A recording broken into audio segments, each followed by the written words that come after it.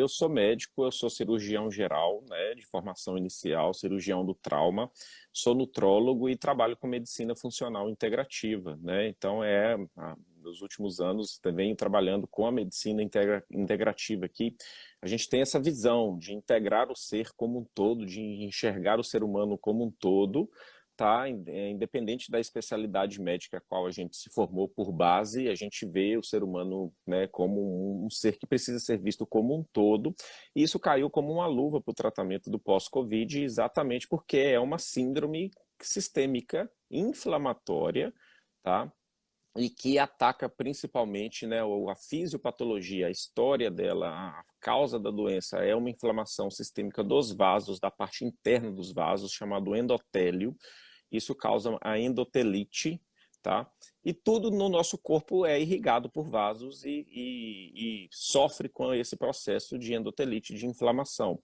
Principalmente os nervos, tá? A parte neurológica, que tem o que a gente chama de vasa nevrorum, que são aqueles pequenos vasos capilares que levam nutrientes para esses nervos. Por isso que os sintomas neurológicos são os mais proeminentes. Todos esses sintomas que você aí relatou, né, são os mais proeminentes. Se a gente for ver só em números, olha, no Brasil já foram mais de 34,6 milhões de casos da doença. Então, se a gente leva em consideração 30% disso, é muita gente, tá? É muita gente em número absoluto que vai estar com sintomas que não tinham antes de ter a doença por conta desse processo inflamatório sistêmico, dessa endotelite. E é aí que a gente aborda o tratamento. A gente precisa desinflamar o paciente. O processo, É a visão basicamente uma inflamação. Por algum é motivo, o corpo inflamação. não consegue desinflamar. Mas as pessoas têm que entender o seguinte, que diferente de uma inflamação que você bate o dedo e o dedo ali fica inchado, edemaciado, né? Não é uma inflamação localizada que você consegue identificar onde está doendo, onde está inflamado.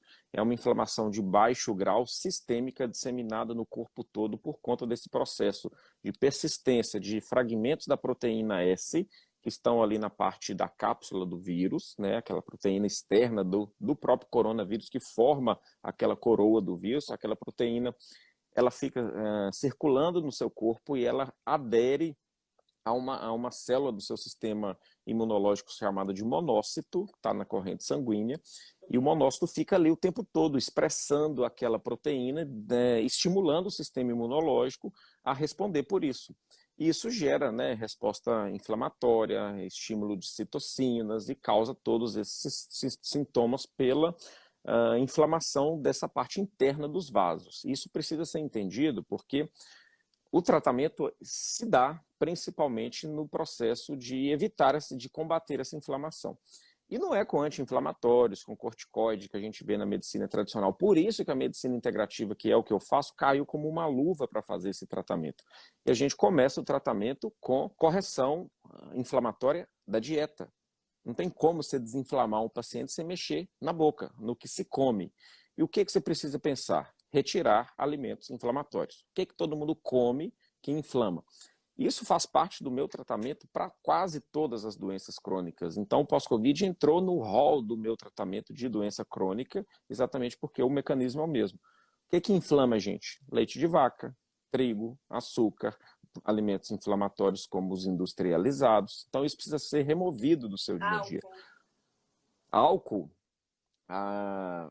farinha branca, açúcar, né, industrializados em geral.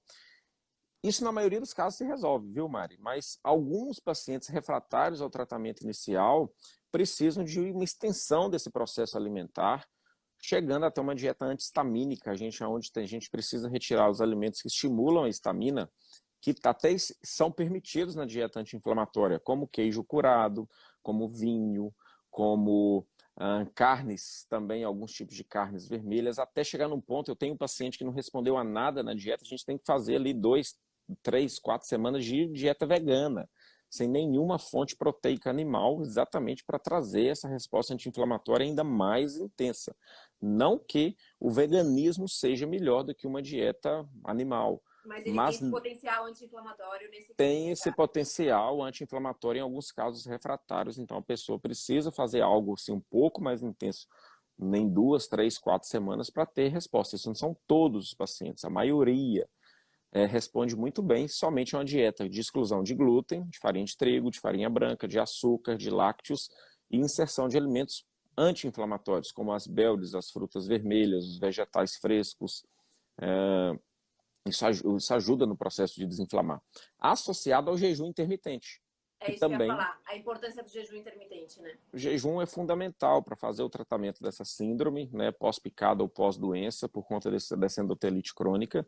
O jejum ajuda a desinflamar. O jejum de 16, 18, 24 horas, bem feito, bem orientado, faz um processo de autofagia, de limpeza da sua corrente sanguínea, de limpeza endotelial, que ajuda nesse processo. Associado a atividade física. E aí muita gente pensa, mas eu estou fadigado, eu estou cansado, não vou conseguir fazer atividade física. O que eu vejo na prática?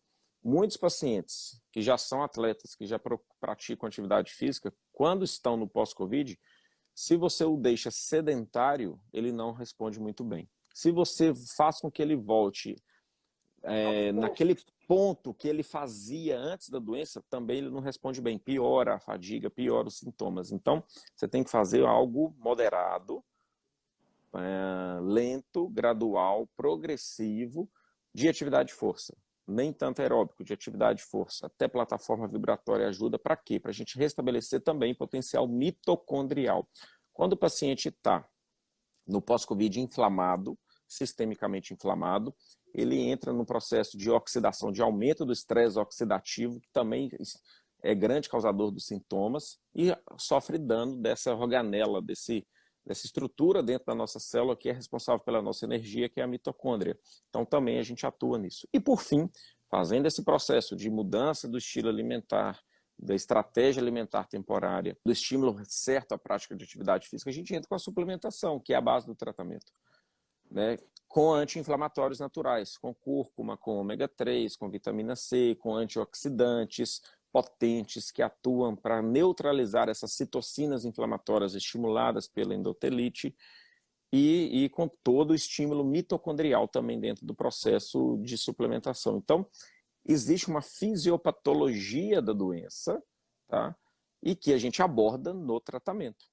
É assim que eu fiz, foi isso que eu fiz com você e que deu esse resultado que você está nos trazendo aí. Eu fui em mais de 15 médicos, entre neurologista, cardiologista, psiquiatra, psicólogo, clínico geral. Eu passei, eu fiz todos os exames que você possa imaginar. E os médicos me olhavam com cara de, sei lá, eles menosprezavam né? aquilo que eu estava sentindo, né? É isso que eles falam. Você é maluca. Ansiedade, síndrome do pânico, os teus exames não tem nada, você está inventando tudo isso e basicamente era isso. E você foi a primeira pessoa que me escutou. Isso é uma das características, sintomas evidentes com exames laboratoriais normais. É isso que eu ia perguntar. Os exames, eles não necessariamente estão alterados? Não todos. O básico de que todo mundo pede, geralmente não dá tanto alterado. A gente tem os marcadores de inflamação, proteína C reativa, VHS, alterações hepáticas, né, que a gente verifica. Então, assim, você viu, o rol de exames que eu peço é algo gigante, né? É grande. Os próprios laboratórios ninguém mesmo. Tinha me pedido, são exames diferenciados. Então, eu faço uma bateria completa e nos casos refratários, a gente precisa fazer uma investigação mais intensa chamada de painel de citocina. Isso veio dos Estados Unidos, né, pela IncelDx, o Guilherme Peck, que é um grande amigo, que foi um dos médicos brasileiros responsável por trazer isso para o Brasil. Hoje já é possível fazer o painel de citocinas no Brasil. Precisa do painel de citocinas? Não necessariamente. Se o paciente não tem condição de fazer, a gente trata, né, abordando todas as citocinas inflamatórias e tem resposta terapêutica. Agora, alguns casos refratários mesmo, a gente indica investir nisso, para a gente determinar, essa citocina que está sendo estimulada, e ali a gente entra com o tratamento. O painel, ele tem esse poder de indicar exatamente aonde está estimulado? Sim, exatamente. Ele tem esse poder de nos mostrar isso e aonde a gente vai abordar. Na ausência do painel, dá para tratar perfeitamente, né? Porque eu abordo com a suplementação praticamente todas essas citocinas que estão envolvidas no processo de pós-Covid.